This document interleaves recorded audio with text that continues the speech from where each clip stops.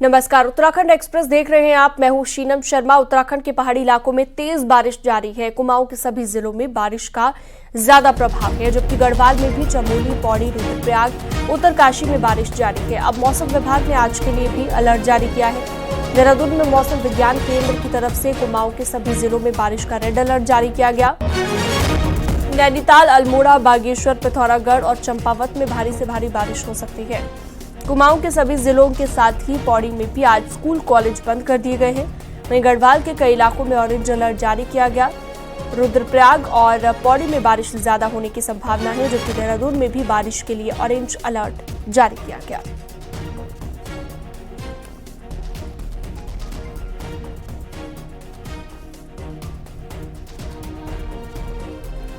तो सभी जिलों के लिए कुमाऊं के जो जिले हैं उन्हें रेड अलर्ट जारी किया गया है। ज्यादा से ज्यादा बारिश यहां पर हो सकती है और इस वक्त क्योंकि मानसून अपनी पीक पर है। शैलेंद्र नेगी हमारे साथ जुड़ गए ज्यादा जानकारी के साथ। शैलेंद्र, कुमाऊं के सभी जिलों के लिए रेड अलर्ट मौसम विभाग की तरफ से जारी किया गया है। क्या कुछ एडवाइजरी जारी की गई है लोगों के लिए और प्रशासन कितना सतर्क है, क्योंकि जब भी बारिश आती है तो आपदा का खतरा बढ़ जाता है पहाड़ों में?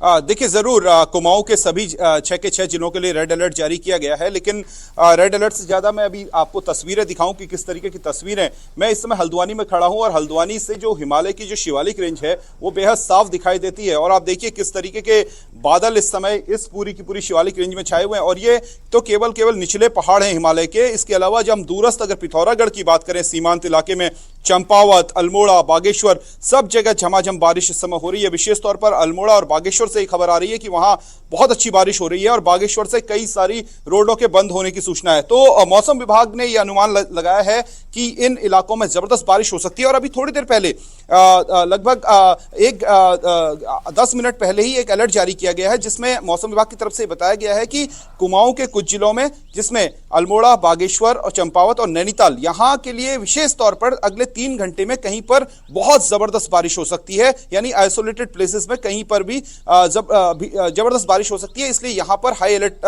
घोषित किया गया है। इसके साथ ही गढ़वाल के इलाकों में, देहरादून, हरिद्वार और रुद्रप्रयाग में भी जबरदस्त बारिश हो सकती है। लेकिन मैं आपको विजुअल्स दिखाते रहूं तो ये आप देखिए कि पहाड़ में ये छाए हुए बादल बता रहे हैं कि किस तरीके का मौसम यहां पर बना हुआ है।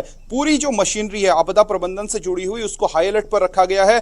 गढ़वाल और कुमाऊं के कमिश्नर्स ने स्पेशल सभी डीएम्स की मीटिंग ली है कल, और उनसे कहा गया है कि जहां पर भी इस तरीके की संभावना है, आपदा आने की संभावना है, वहां पर जो है एसडीआरएफ और एनडीआरएफ की जो टीमें हैं उनको तैनात किया जाए। जो स्टेट की जो पुलिस फोर्स है उसको तैनात किया जाए। और लोगों से अपील की गई है कि जो नदी नाले हैं, जो गाड़ गधेरे हैं, उनसे दूर रहें, क्योंकि अचानक से वाटर का फ्लो बढ़ सकता है और लोगों के बहने की और मवेशियों के बहने की संभावना है। इसलिए जो लोग मवेशियों को चराने के लिए नदियों के किनारे छोड़ते हैं या फिर जंगलों में छोड़ते हैं, तो उनसे भी अपील की गई है कि वो इस तरीके के मौसम में उनको ना छोड़ें। साथ ही जो मैदान के जिले हैं, विशेष बस संगत को इस दुख की घड़ी से उबरने की शक्ति दें। सभी शासन एवं प्रशासन पर भरोसा बनाए रखें। हमें विश्वास है जो भी उपद्रवकारी हैं वो बख्शे नहीं जाएंगे। हमने अपने वकील डॉक्टर एपी सिंह जी के माध्यम से कमेटी के महापुरुषों से ये प्रार्थना की है कि दिवंगत आत्माओं के परिजनों एवं इलाजरत घायलों के साथ जीवन पर्यंत तन धन से खड़े रहने का आग्रह किया है, जिसको सभी ने माना भी है। सभी इस जिम्मेदारी को निभा भी रहे हैं। सभी महामंत्र का सहारा न छोड़ें। वर्तमान समय में वही माध्यम है सभी को सद्मति और सद्बुद्धि प्राप्त होने की इच्छा रखते हैं। नारायण साकार हर की संपूर्ण ब्रह्मांड में सदा सदा के लिए जय जयकार।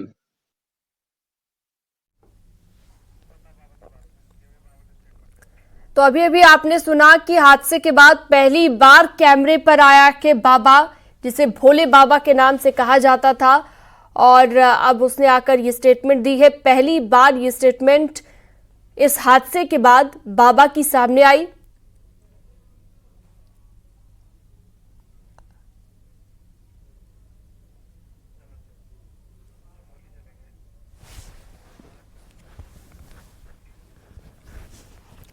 चमोली से अगली खबर के यहां पर लगातार बारिश हो रही है। बारिश के चलते बद्रीनाथ हाईवे कई जगहों पर बंद हो गया है।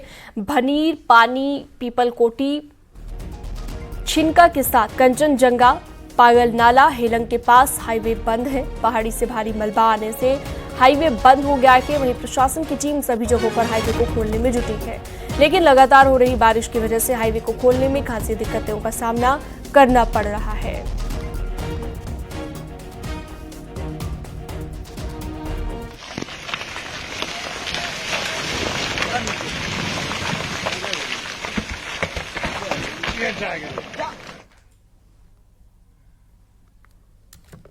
चलिए आगे बढ़ते हैं, टिहरी की बात करते हैं। टिहरी में नेशनल हाईवे 58 बंद हो गया है। नेशनल हाईवे बंद होने के बाद लोगों को परेशानी का सामना करना पड़ा। तेज बारिश के बाद धौलीधार के पास पहाड़ी से मलबा आने से हाईवे बंद हो गया है।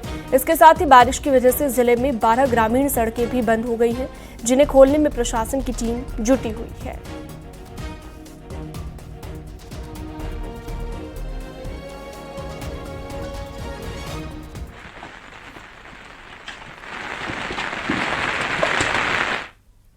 उत्तरकाशी में गंगोत्री यमुनोत्री नेशनल हाईवे बंद हो गया है और गंगोत्री हाईवे हेलगू गार्ड के पास बंद है, तो यमुनोत्री हाईवे डाबरकोट के पास बंद हो गया है। पहाड़ी से मलबा आने से दोनों हाईवे बंद है।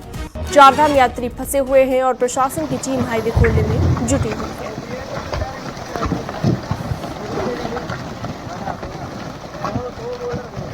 तो देख सकते हैं आप पहाड़ी से किस तरह से पत्थर गिर रहे हैं, बोल्डर गिर रहे हैं।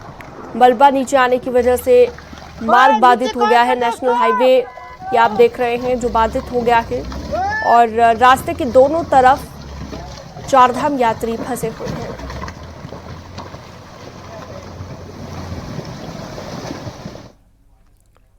और अब बारिश के बाद शहरों में कैसे हालात हैं वो भी आपको दिखाते हैं। स्मार्ट सिटी कहे जाने वाले देहरादून में अगर सड़क स्विमिंग पूल बन जाए, समंदर की लहरों जैसा एहसास सड़क पर होने लगे तो आप क्या कहेंगे। इस बार जैसे ही बारिश हो रही है लोगों को यह एहसास तुरंत हो रहा है।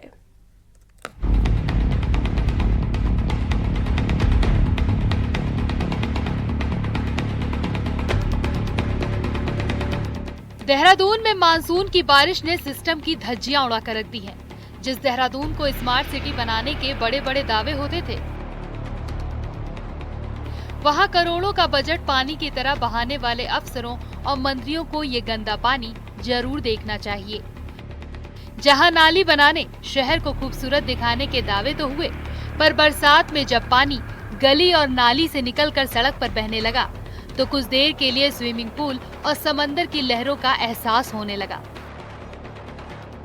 विधानसभा से 500 मीटर की दूरी पर यह हाल देखकर जनता हैरान है। इतना पानी देखा आपने कभी? नहीं देखा, बस। क्या मानते हैं कौन जिम्मेदार है? प्रकृति। ये देहरादून शहर का हाल है, आप देखिए यहाँ पर खुद। स्मार्ट सिटी है, स्मार्ट सिटी है और इतना यहाँ पर पानी भर रहा है, कैसे होगा साहब बताइए। कौन जिम्मेदार? जिम्मेदार गामा जी हमारे। ये स्थिति है राजधानी की, वाकई बहुत गंभीर। स्मार्ट देहरादून, स्मार्ट देहरादून और स्मार्ट देहरादून की ये तस्वीर आप लोगों के सामने है। ये वाकई हैरान करने वाला है कि बरसात की शुरुआत में ही अगर इस तरह की हालत है तो आप अंदाजा लगाइए कि अभी तो पूरा मानसून सीजन बाकी है, तब क्या होगा इस शहर का।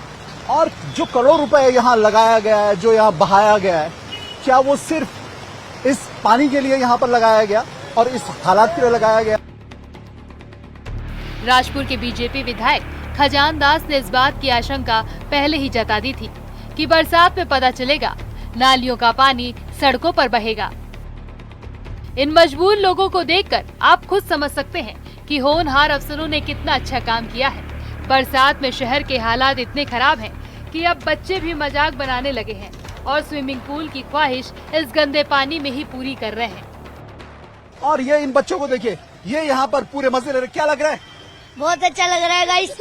आज यहाँ पर स्मार्ट सिटी में यहाँ पर बारिश हो रही है, बहुत अच्छा लग रहा है। लोगों के लिए बहुत बुरा हो रहा है। ये लोगों के लिए इतनी तकलीफ आई है, लोगों को बहुत ज्यादा। ये बच्चे, इनको आप सुन सकते हैं कि ये बेहद खुश है, इसमें तैर रहे हैं। अगर बच्चा इसमें तैर सकता है तो समझ सकते हैं कि स्विमिंग पूल के बराबर इसकी गहराई जरूर है, लेकिन इस गहराई को और इस हालात को उत्तराखंड का प्रशासन, शहरी विकास विभाग और कोई भी अथॉरिटी समझने को तैयार नहीं है। देहरादून में करोड़ों रुपए इसीलिए खर्च किया गया ताकि ड्रेनेज सिस्टम सुधरे और बरसात का पानी नालियों में बहे। लेकिन बरसात ने बता दिया कि शहर में विकास के नाम पर कैसे जनता का पैसा बर्बाद हुआ है। देहरादून से न्यूज़ 18 के लिए दीपांकर भट्ट की रिपोर्ट। 10 जुलाई को बद्रीनाथ सीट पर उपचुनाव होना है, ऐसे में प्रचार की रफ्तार भी तेज हो गई है। आज सीएम पुष्कर सिंह धामी का बद्रीनाथ का दौरा है। इसके साथ ही केंद्रीय राज्य मंत्री अजय टम्टा, सांसद अनिल बलूनी के साथ बीजेपी के कई बड़े नेता बद्रीनाथ सीट पर प्रचार कर रहे हैं। हालांकि बारिश चुनाव प्रचार में रुकावट जरूर बन रही है। आपको बता दें कि बद्रीनाथ सीट पर बीजेपी के उम्मीदवार राजेंद्र भंडारी हैं और कांग्रेस ने लखपत बुटोला को मैदान में उतारा है।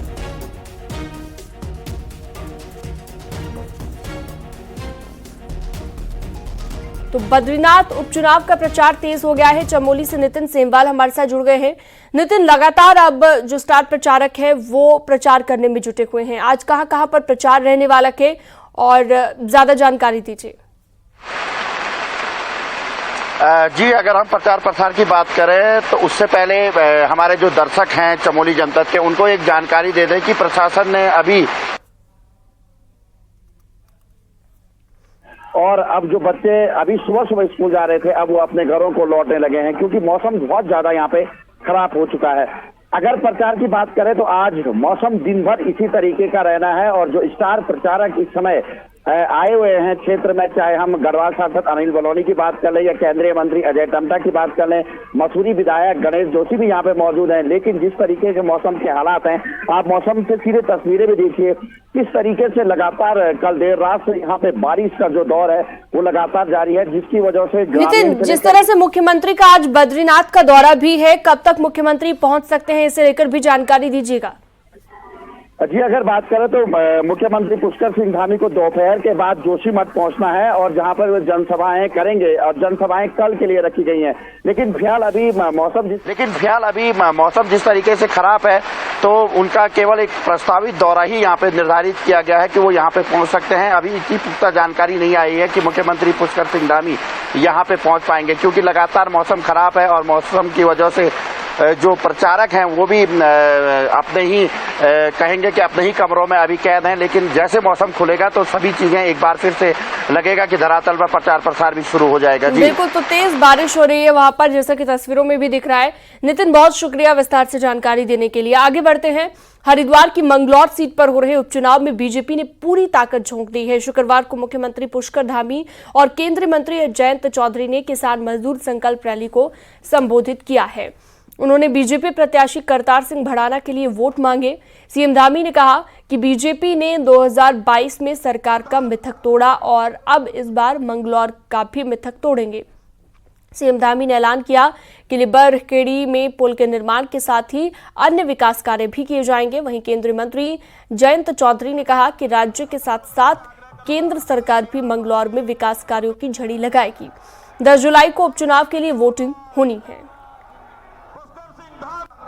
और मेरे साथी यहाँ से एक परिपाटी, एक जो यहाँ का इतिहास है, एक नया इतिहास बनेगा, एक मिथक टूटेगा और इस बार करतार सिंह भड़ाना भारी बहुमत से जीतकर विधानसभा पहुंचेंगे और इस विधानसभा क्षेत्र में विकास का पहिया तेजी से आगे चलेगा। प्रदेश के अंदर अब सब काम पहली बार हो रहे हैं। भारतीय जनता पार्टी की सरकार दोबारा बनी है, नए नए ऐतिहासिक निर्णय लिए गए हैं और इस बार मंगलौर में भी पहली बार इतिहास बदलेगा। और इस क्षेत्र में बड़ा योगदान देश को यहाँ तक पहुँचाने में, देश विकास यात्रा में एक क्षेत्र की बड़ी स्वतंत्रता संग्राम में भी, चाहे मुसलमान हो, चाहे हिंदू हो, चाहे बुजुर्ग हो, चाहे नौजवान हो, गांव-गांव में यहाँ के लोगों के अंदर क्रांति के स्वर उठे, जागे, एक आग बनी और आपने यहाँ बड़ी बड़ी कुर्बानियां। बीजेपी प्रत्याशी राजेंद्र भंडारी के समर्थन में शुक्रवार को अनुसूचित जनजाति सम्मेलन आयोजित किया गया, जिसमें गढ़वाल सांसद अनिल बलूनी शामिल हुए। अनिल बलूनी ने कहा कि जनता ने मुझे वोट देकर संसद तक पहुंचाया है, तो मैं हर सुख दुख में आपके साथ रहूंगा। उन्होंने कहा कि देखते हुए ये आ रहा हूं कि राजेंद्र भंडारी के पक्ष में माहौल बन रहा है और बीजेपी ज्वाइन करके उन्होंने बड़ा त्याग किया है। गोपेश्वर में सभा के बाद अनिल बलूनी ने पीपलकोटी में लोगों से मुलाकात की और राजेंद्र भंडारी के पक्ष में वोट देने की अपील की और कई इलाकों में जनसंपर्क भी किया। अनिल बलूनी लगातार राजेंद्र भंडारी के लिए प्रचार कर रहे हैं और आज भी जोशीमठ और अन्य इलाकों में राजेंद्र भंडारी के लिए प्रचार करेंगे। इस दौरान केंद्रीय राज्य मंत्री अजय टम्टा भी मौजूद रहे। पूरे जिस तरीके का माहौल मैं देख रहा हूँ, पूरे रास्ते में मैंने देखा है, भारतीय जनता पार्टी के पक्ष में बहुत अच्छी हवा भी लग रही है और पूरे बद्रीनाथ विधानसभा की जनता ने ये मान लिया कि हमारे जो प्रत्याशी राजेंद्र भंडारी, उन्होंने एक बहुत ही असाधारण परिस्थिति में इस्तीफा दिया और भारतीय जनता पार्टी के पक्ष में अपना इस्तीफा देकर सीट रिक्त हुई है। और सब लोग ये मानते हैं कि साधारण बात नहीं है, अपनी विधानसभा को छोड़कर भारतीय जनता पार्टी की नीतियां और हमारे नेतृत्व के जो पूरा उनके नेतृत्व को स्वीकार करते हुए वह भारतीय जनता पार्टी में आए और उन्होंने बहुत बड़ा त्याग करके विधानसभा से इस्तीफा देके दोबारा से उपचुनाव हो रहा है। और आने वाले समय में जिस प्रकार से इस क्षेत्र का विकास होना है, हमारी केंद्र में भी सरकार है, हमारी राज्य के अंदर भी सरकार है, सांसद भी भारतीय जनता पार्टी का है, तो सब लोगों को पता है कि विधायक भी अगर होगा तो चारों लोग मिलकर, केंद्र सरकार, राज्य सरकार, सांसद और विधायक मिलकर इस क्षेत्र के विकास के लिए काम करेंगे। और बहुत ही समझदार यहाँ के लोग हैं, वह भी जानते हैं कि किसको जिताना है और जीतने से क्षेत्र को क्या क्या लाभ होने वाला है, यहाँ की जनता भली भांति जानती है। उत्तराखंड में सरकारी कर्मचारी और अफसरों की चाहत बढ़िया पोस्टिंग और ट्रांसफर की होती है और इसके लिए कर्मचारी अफसर मंत्री तक जुगाड़ लगाने से नहीं चूकते। पर मंत्री सौरभ बहुगुणा ने अपने विभाग में ऐसा करने वालों पर एक्शन की बात कही है, देखिए।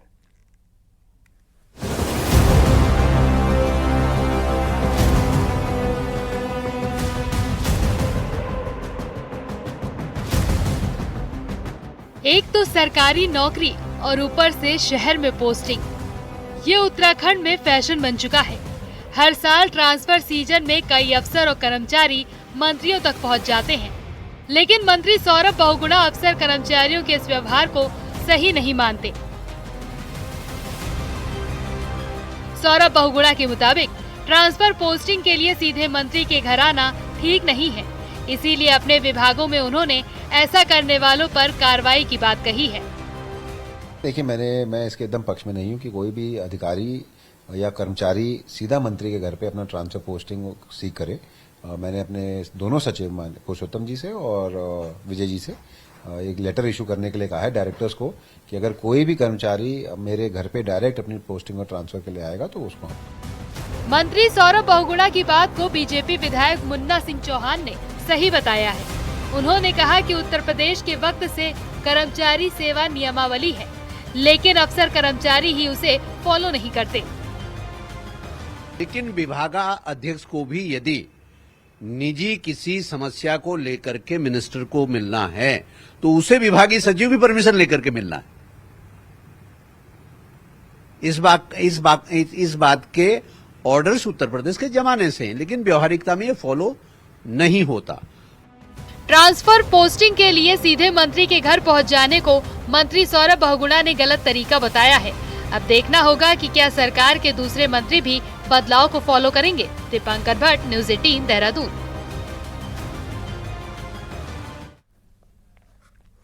अल्मोड़ा में श्रम विभाग के ऑफिस के बाहर छाता लेकर लोगों की भीड़ लगी रही, क्योंकि यहां पर विभाग में रजिस्टर्ड मजदूरों को सरकारी सुविधा के लाभ के लिए हेल्थ चेकअप कराना जरूरी है और इसके लिए विभाग ने अलग अलग ब्लॉक को अलग दिन इसके लिए अलॉट किया है। लिहाजा अपनी बारी का इंतजार करते रहे मजदूर लंबी लाइन लगाकर यहां पर खड़े रहे। बारिश के बीच भी छाता लेकर मजदूर लाइन में खड़े रहे और इंतजार करते।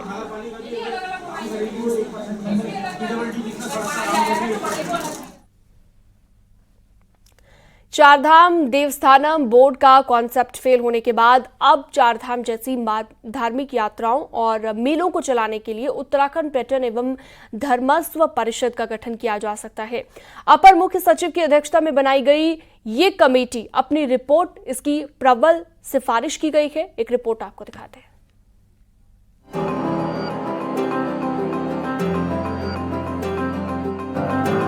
चारधाम यात्रा में जिस तरह से लाखों की संख्या में रिकॉर्ड भीड़ उमड़ रही है, उसे देखते हुए इस तरह की यात्राओं के मैनेजमेंट के लिए एक डेडिकेटेड बॉडी की जरूरत महसूस की जाने लगी थी। पिछले दिनों मुख्यमंत्री पुष्कर सिंह धामी ने अपर मुख्य सचिव आनंद वर्धन की अध्यक्षता में इसके लिए कमेटी का गठन किया था। ये कमेटी इसी हफ्ते अपनी रिपोर्ट मुख्यमंत्री को सौंप चुकी है। रिपोर्ट में इसके लिए उत्तराखंड पर्यटन एवं धर्मस्व परिषद नाम से एक अलग बॉडी के गठन की सिफारिश की गई है। एक मेजर रिकमेंडेशन है उत्तराखंड पर्यटन एवं धर्मस्व परिषद बनाए जाने की। ये एक तरह से इसकी रिकमेंडेशन इसलिए की गई है मुख्य रूप से कि जो महत्वपूर्ण मेले हैं, जो महत्वपूर्ण धार्मिक यात्राएं हैं, उसकी वर्ष पर्यंत उसकी आवश्यकताओं को ध्यान में रखते हुए उसकी तैयारी की जाए। कमेटी ने इसके लिए जिला लेवल से लेकर स्टेक होल्डर के साथ कई दौर की मीटिंग की, उनके सुझाव लिए। रिपोर्ट में उत्तराखंड पर्यटन एवं धर्मस्व परिषद का स्ट्रक्चर 3 लेयर का बनाने की बात कही गई है। पहला सीएम की अध्यक्षता में एक कमेटी होगी जो नीति निर्धारण का काम करेगी। दूसरी कमेटी मुख्य सचिव की अध्यक्षता में होगी जो अंतर विभागीय कोऑर्डिनेशन का काम करेगी।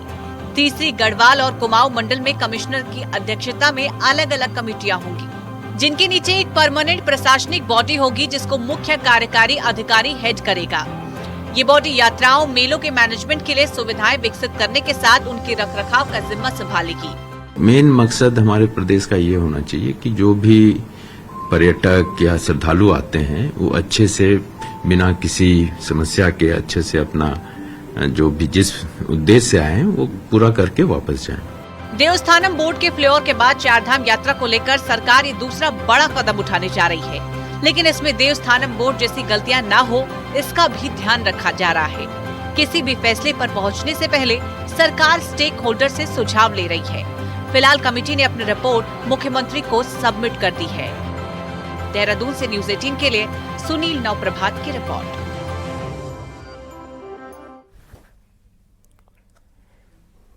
और अब एक नजर पहाड़ की 10 बड़ी खबरों पर।